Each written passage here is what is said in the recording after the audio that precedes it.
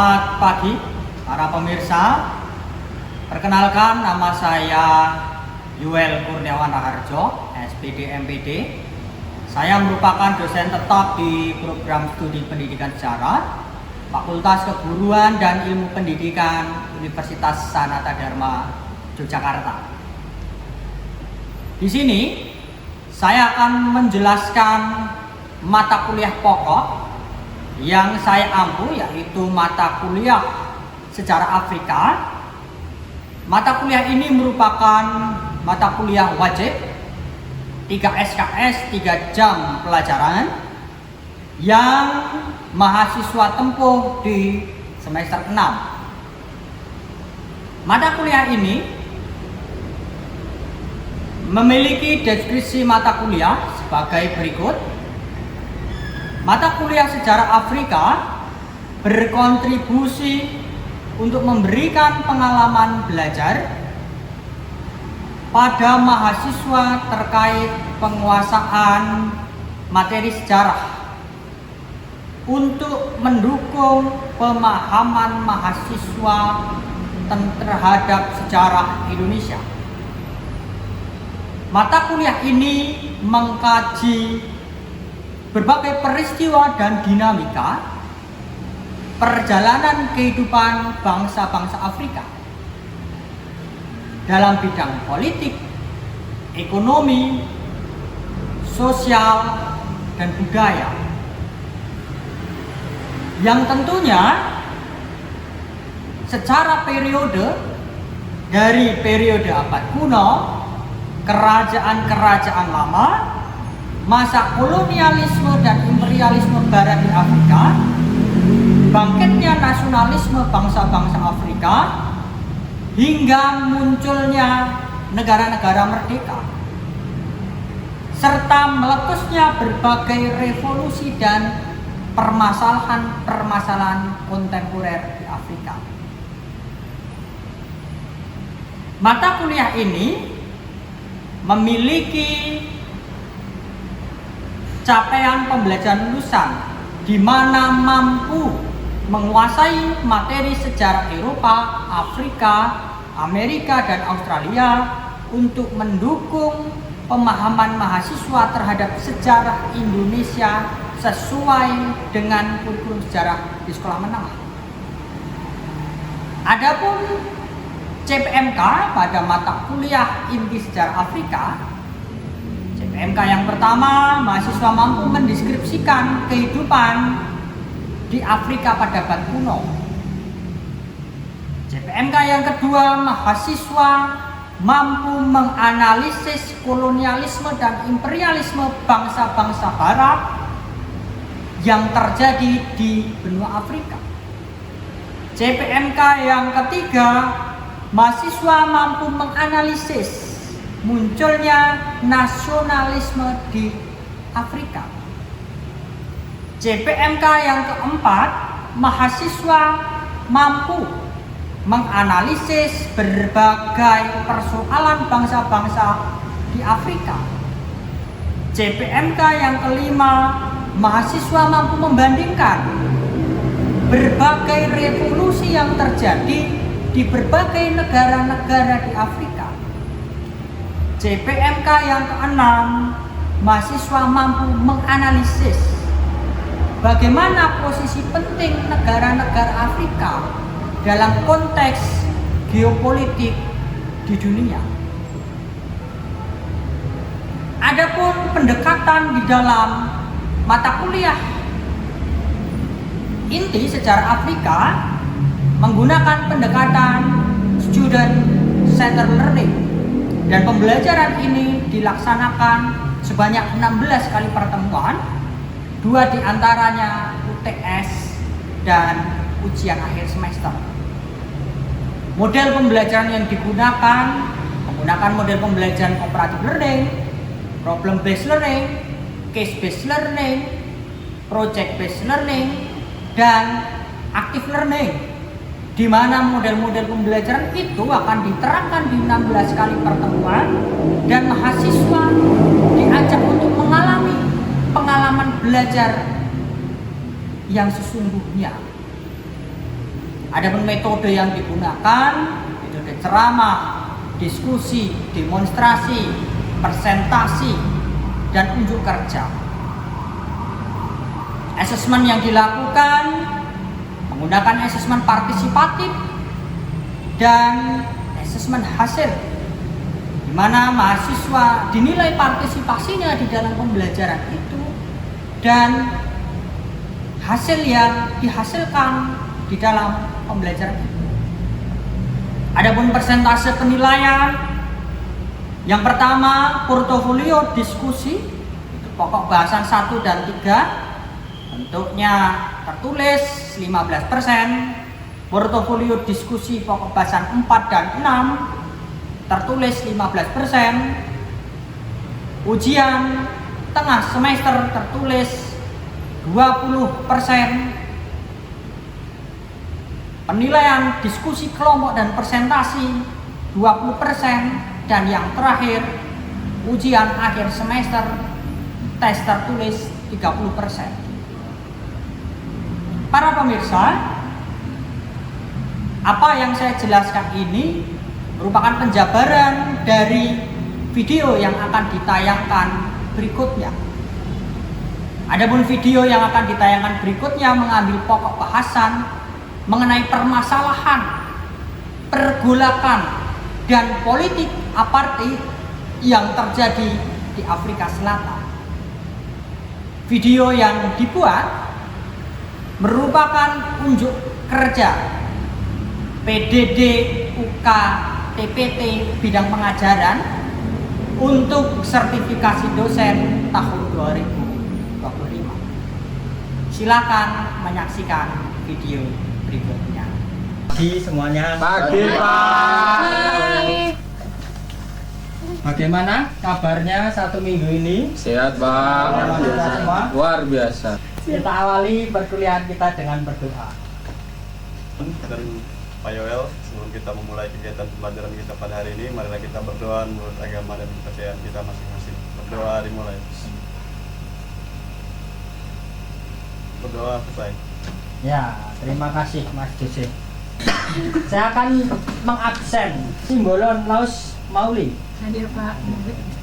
Bintang Farah Fadila. Hadir Pak. Pius Kris Nadi. Ya.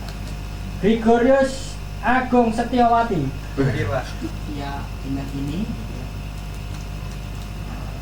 Adapun deskripsi mata kuliah ini yaitu untuk memberikan pengalaman belajar ya terkait penguasaan materi sejarah Afrika untuk mendukung pemahaman mahasiswa terhadap sejarah Indonesia.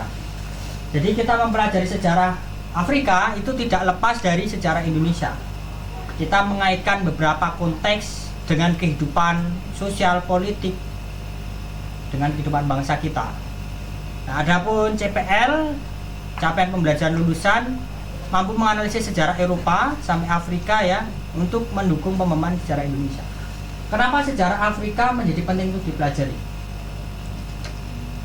Karena relevan, Pak. Karena relevan. Relevan yang bagaimana? Aduh, Apa hubungannya dengan sejarah Indonesia? Misal, sama-sama dijajah, Pak. sama-sama dijajah. Sehingga terlihat ketika apa? Ketika perjuangan kemerdekaan. Ketika perjuangan kemerdekaan tiap bangsa. Maka nanti ada dari pokoknya pergolakan sosial politik dan apartheid. Pendekatannya student center learning. Kalau di SMA student center learning juga. Active learning, nanti ini akan dibagi kelompok. Para mahasiswa akan membuat suatu karya. Dan modelnya adalah project based learning. Ini Pak Yoel tipe, mohon maaf. Project based learning dengan proses inquiry, yaitu mencari di berbagai sumber. Metodenya adalah pemecahan masalah dan diskusi. Nah, sebelum itu kita menyanyi dulu. Ayo, biar maju. Itu sambil bergerak ya. Iya Pak. Goyangku seorang pelaut, gemar mengarung luas samudra, menerjang ombak, tiada takut, menempuh badai, sudah biasa, angin bertiup, layar berkembang. Lagi itu apa yang bisa kita ambil, kita kaitkan dengan konteks Patriotisme. patriotisme, apa lagi? Ayo, Perjuangan, apa lagi? Bawir. Hah? Afrika hari ini masalah itu adalah apartheid. Apartheid itu berasal dari kata Afrikaans. Jadi kata apartheid yang ada di bahasa Inggris itu sebenarnya dengan Afrikaans yang memisah gitu, sistem. Itu sistem atau sistem hukum yang memisah. Jadi kalau pemisahan cuma karena rasial itu sebenarnya bukan hanya di Afrika, tapi semua bangsa, bahkan sampai saat ini ada pemisahan rasial ya. Seperti awal persepsi saya kata tadi mengatakan pemisahan karena good looking, karena apa lagi tadi? Pendek. Itu adalah sistem pemisahan ras yang diterapkan oleh pemerintah kulit putih di Afrika Selatan di tahun 1090 hingga 1997. Nanti Afrika itu ditemukan oleh siapa? Afrika secara benua. David Livingstone. David Livingstone and Harley Morton Stanley. Morton Stanley. Mereka orang kulit apa? Putih.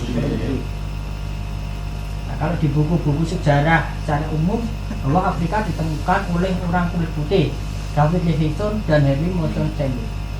Tapi apakah benar sebenarnya yang menemukan itu? Apakah sebelum ditemukan tidak ada orang di situ? Sudah ada. Sebenarnya sudah ada. Begitupun Amerika sebenarnya.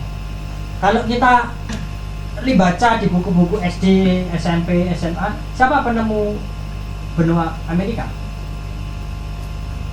Columbus. Christopher Columbus dan Amerigo Amerigo. Apa sebelum itu tidak ada orang? Ada. Ada. Yang dimaksud ditemukan adalah menyebarkan informasi itu ke seluruh dunia.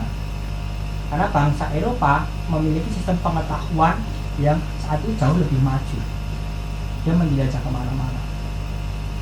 Karena saat itu Afrika disebut sebagai benua yang hitam, the dark continent, atau yang tidak terkenal. Jadi mereka tetap bertani, bercocok tanam. Kalau kita baca bukunya Darcy bercocok tanam. Namun kemudian datang orang-orang Inggris. Orang-orang Inggris datang, orang Boer terdesak sampai utara, sampai namanya Orange Free State. Mereka mendirikan daerah namanya Orange Free State. Jadi Afrika Selatan itu ketika orang Boer datang belum ada Afrika Selatan. Adanya negara bagian, Transvaal, Natal, Orange Free State. Nah, bangsa Boer ini mendiami namanya Orange Free State. Kenapa dia menamai Orange Free State? Kenapa? Karena orang. Iya, bangsa Belanda itu identik dengan oranye. Iya. Maka tim sepak bolanya oranye. Orange Indonesia. Dan oranye.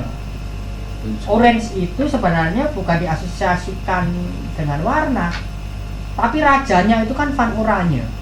Nah, mereka menamakan daerahnya Orange. Orange Free State, negara bebas Orange. Negara yang ditinggali oleh itu. Namun ketika Inggris datang, dia ingin menguasai. Ini awal sebelum ada apartheid ya. Apartheid kan baru 1990. Dia ingin menguasai semua, termasuk Orange Free State. Maka mereka terdesak sampai sekarang. Perang itu, maka kan ada perang Boer 1, kalau kita baca perang Boer 2. Perang Boer 1 2 itu bukan orang kulit putih Boer dengan orang kulit hitam, Afrika bukan. Tapi orang kulit putih Belanda dengan orang Inggris. Tujuannya kenapa Inggris memerangi? Karena dia ingin menguasai semua wilayah Afrika Selatan dan membentuk Uni. Maka permintaan Inggris dua. Kamu kalau ingin tetap di Orange Free State, tapi kamu harus jadi bawahan orang-orang Inggris. Kamu saya beri kemerdekaan, hak istimewa daripada bangsa kulit kamu itu. Tapi kalau kamu tetap ingin mempertahankan itu sebagai wilayah kekuasaan tertinggi, ya kamu saya perangi, kalau kamu harus kembali ke Belanda. Maka perang Boer 1, perang Boer 2, akhirnya perang Boer 2 dia menyetujui. Dia tetap diberi wilayah Orange Free State, tapi dia mengaku Inggris yang jauh lebih tinggi. Maka nanti ada Uni Afrika. Ternyata ketika Orange Free State, negara bebas Orange, negara yang ditinggali oleh itu. Namun ketika Inggris datang, dia ingin menguasai. Ini awal sebelum ada apartheid ya. Apartheid kan baru 1990. Dia ingin menguasai semua, termasuk orang Free State. Maka mereka terdesak Amerika. Perang itu, maka kan ada perang Boer 1, kalau kita baca perang Boer 2. Perang Boer 1 2 itu bukan orang kulit putih Boer dengan orang kulit hitam, Afrika bukan. Tapi orang kulit putih Belanda dengan orang Inggris. Tujuannya kenapa? Inggris memerangi. Karena dia ingin menguasai semua wilayah Afrika Selatan dan membentuk Uni. Maka permintaan Inggris dua. Kamu kalau ingin tetap di Orange Free State, tapi kamu harus jadi bawahan orang-orang Inggris. Kamu saya beri kemerdekaan, hak istimewa daripada bangsa kulit hitam itu. Tapi kalau kamu tetap ingin mempertahankan itu sebagai wilayah kekuasaan tertinggi, ya kamu saya perangi, kalau kamu harus kembali ke Belanda. Maka perang Boer 1, perang Boer 2, akhirnya perang Boer 2 dia menyetujui. Dia tetap diberi wilayah Orange Free State, tapi dia mengaku Inggris yang jauh lebih tinggi. Maka nanti ada Uni Afrika. Ternyata ketika mereka diberi hak kekuasaan di Orange Free State, termasuk bangsa Afrika ini di Afrika, dia memberikan stratifikasi. Orang yang tinggi, orang kulit putih, Inggris dan Belanda. Dan yang kedua baru orang kulit hitam. Nah, di sini baru ada masalah. Maka dinamakan apartheid, pemisahan. Pemisahannya karena warna kulit. Lalu jadi pertanyaan, kenapa Inggris ingin menguasai seluruh Afrika? Karena di situ ditemukan banyak tambang, teman-teman. Tambang emas, intan, berlian, gitu ya. Salah satunya itu ada di Orange Free State ini. Maka ketika Piala Dunia 2010 Afrika Selatan, ada satu kota penghasil emas, namanya apa? Johannesburg. Itu kan juga di wilayahnya Frankfurt, Johannesburg. Terus apa lagi? Bloemfontein, itu penghasil emas. Nah, lalu apartheid itu pemisahnya berdasar warna kulit. Kurang kulit putih, orang keturunan Belanda. Bukan hanya Belanda sebenarnya, tetapi orang Inggris, lalu orang kulit hitam. Lalu pemisahan ini dikembangkan menjadi kebijakan politik secara rasial. Jadi orang-orang kulit hitam itu tersisihkan di negerinya sendiri. Mereka menjadi budak. Budak yang harus memuaskan orang-orang kulit putih.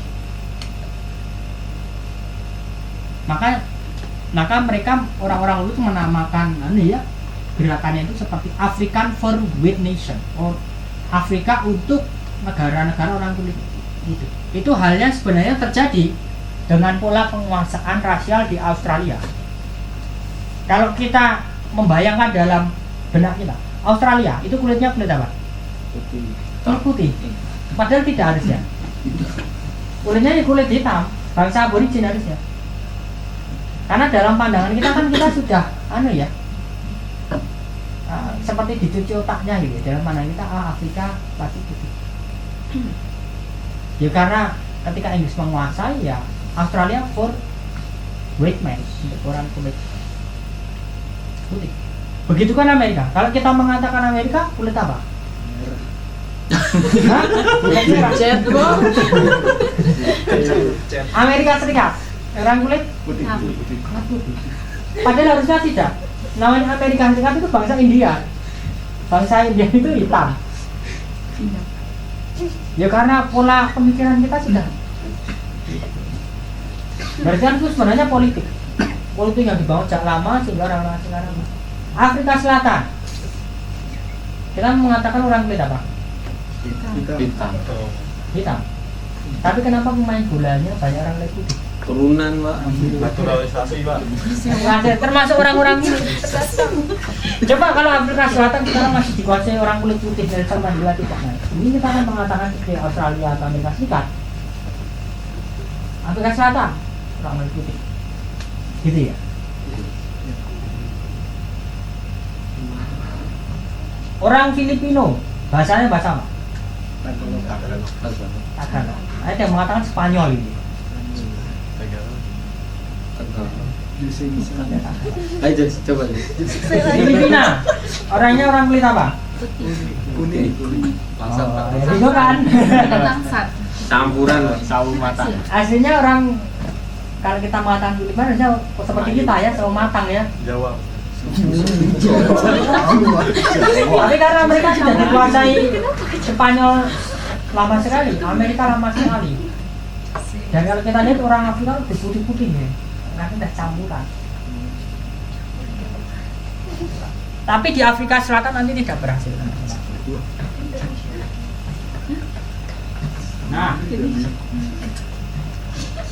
Nah ini.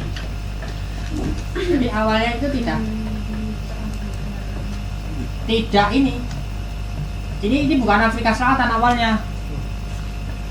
Jadi ya ada hanya ini ketika mereka Cape of Good Hope, Free State, Nata Transvaal. Nah awalnya menguasai sini, nanti terdesak sampai sini ya. Kenapa ini dinamakan Cape of Good Hope? Vasco da Gama. Cape of Good Hope. Ini berarti kan Tanjung Harapan. Tanjung Harapan. Tuhan. Baik gitu ya. Tuhan kan O-nya satu. Iya. Cape of Good Hope. Kenapa dinamakan Tanjung Harapan sini? Ada harapan untuk kembali Pak. Iya. Kembali ke negara asalnya. Gamut kayaknya gamut. Ketika penjelajahan Vasco da Gama itu kan mereka kan menyusuri sini. Dari Eropa kan menyusuri sini. Mau Ya. menemukan rempah-rempah kan? Ya, terdampar. Sini kan ada ombak, akhirnya mereka terdampar. Nah, mereka maka terdampar ini menamakan ini sebagai Tanjung Harapan. Ada harapan hidup itu. Ya. Bukan harapan untuk kembali. Kembali apa Mas? Kembali ke negaranya Pak. Oh, akhirnya kembali ke. Apa tuh Mas? Nah, pertama di sini, nanti terdesak sampai sini. Akhirnya ini nanti dinamakan Afrika Selatan ketika dikuasai Inggris ya. Di dalam sejarah Afrika Selatan. Nah, pembentukan Uni nanti ketika ini seluruh itu dikuasai Inggris disebut Uni. Jadi apa bedanya Republik dengan Uni? Kuning. Jadi Republik dengan negara federal. Kalau negara federal itu Uni misal ya, United Kingdom, United state. of States. Itu kan Uni. Bedanya Uni dengan Republik, misal Republik Indonesia. Kalau sekarang Afrika kan Republik Afrika Selatan. Kalau masa itu Uni, apa? Kalau Uni. Terdiri dari negara bagian Pak. Uni terdiri dari Negara bagian. negara bagian. Terus negara bagian itu Berdiri pemerintah sendiri. menurutnya pemerintah sendiri. Ya. Apakah hanya pemerintah sendiri? Lalu Uninya ini gimana? Ini itu mengawasi. Iya, makasih tadi. Jadi Uni negara bagian ini kan bertanggung jawab kepada Uninya. Kuning. Misal United States. United States itu kan ada negara bagian California, Virginia, Nevada, Utah, siapa lagi? San Francisco, Ohio. Mereka memiliki gubernur jenderal sendiri-sendiri. Tetapi mereka bertanggung jawab kepada Presiden Amerika Serikat. Begitu pun Inggris. Nah, saat ini di Afrika Selatan itu ya Uni. Uni ini ada pemimpinnya sendiri-sendiri. Termasuk yang ini itu pemimpinnya adalah orang-orang Boer. Nah, mereka orang pemimpin-pemimpin ini harus memiliki tanggung jawab dan laporan terhadap Uni yang dimiliki Inggris itu. Dan negara-negara Uni ini di bawah Commonwealth Inggris. Apa sama orang Inggris. Maka nanti ada di satu fase ada presiden yang ingin memisahkan diri dari Commonwealth itu. Commonwealth-nya apa? Persemakmuran. Persemakmuran. Nah, ya supaya tidak berlama-lama, saya menjelaskan dan active learning, maka saya akan membagi kelompok. 1, 2, 3, 4, 5, 6, 7, 8, 9, 10. Nah. Mau kelompoknya Bebas ya. sesuai tempat duduk saja. Ya, depan belakang berpasangan. Jubir.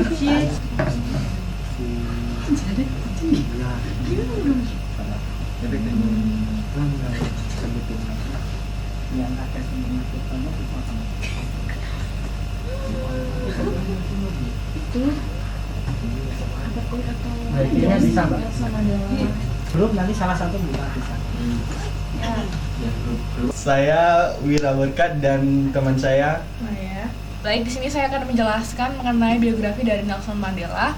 Nah, di sini ada nama lengkap dari Nelson Mandela itu sendiri, yaitu Rolihlahla Dalibunga Mandela, yang lahir pada 18 Juli 1918 di Mvezo. Hal ini juga diterapkan oleh Nelson Mandela yang dimana ia rela memperjuangkan dan menempatkan kebebasan warga negara kulit hitam di Afrika Selatan jauh di atas kebebasannya sendiri.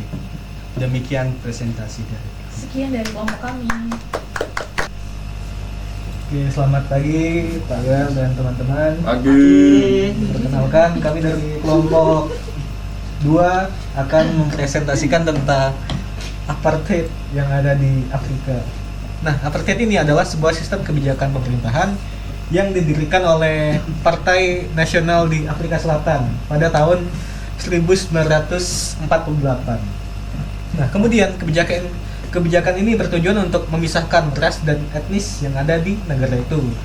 Nah, kemudian juga memberikan hak-hak politik. Silakan, tanya, ayo. Tadi kan ada hak istimewa yang diberikan kepada kulit putih dan kulit hitam. Nah, kira-kira hak istimewa itu seperti apa saja yang diperoleh oleh kulit hitam dan apa saja yang diperoleh oleh kulit putih? Yang menurut istimewa. Oke. Silakan. Sebelum kita tutup, ada yang bertanya dari materi hari ini? Cukup Pak. Ya, jika cukup, kita sambil berkemas-kemas. Laptop. Minggu depan kita akan bicara bab selanjutnya tentang peran Afrika dalam percaturan politik dunia. Oke, Bapak. KAA. Ya, jika sudah, kita akhiri dengan berdoa. Mari teman-teman, sebelum kita pulang, alangkah lebih baik kita berdoa untuk kepercayaan dan agama kita masing-masing. Berdoa dimulai. Berdoa selesai. Ya, terima kasih Mbak Maya. Selamat siang, sampai jumpa di minggu depan. Masya, terima kasih Pak. Terima kasih, Bapak. Demikian video unjuk kerja PDD UKT PT bidang pengajaran. Semoga video tersebut dapat menjadi penilaian bagi para asesor dan menjadi inspirasi bagi kita semua. Terima kasih.